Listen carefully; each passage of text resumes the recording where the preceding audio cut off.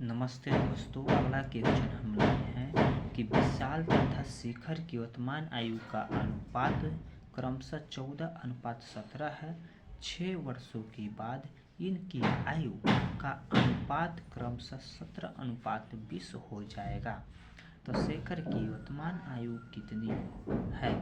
तो शेखर की वर्तमान आयु पूछ रहा है कि विशाल की वर्तमान आयु 14x है और शेखर का वर्तमान आयु 17x। ओके,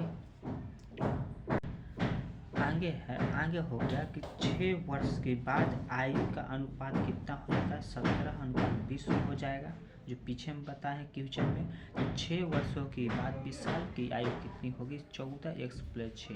ये 6 आया कहाँ है? ये 6 वर्ष जो था ये में जुट गया।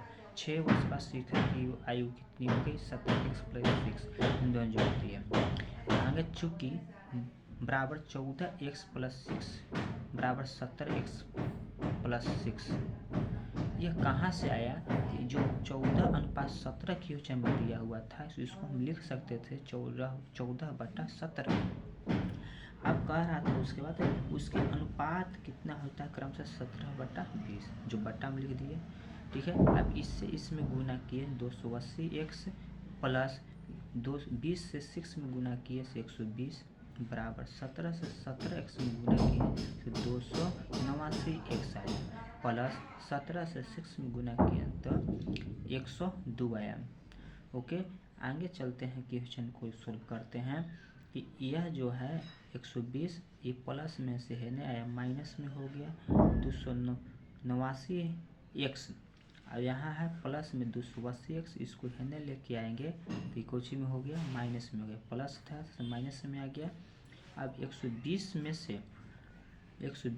से घटाएं, 120 में से 102 घटाने से 18 आ गया, और 289x में से 280x घटाएं से 9x है।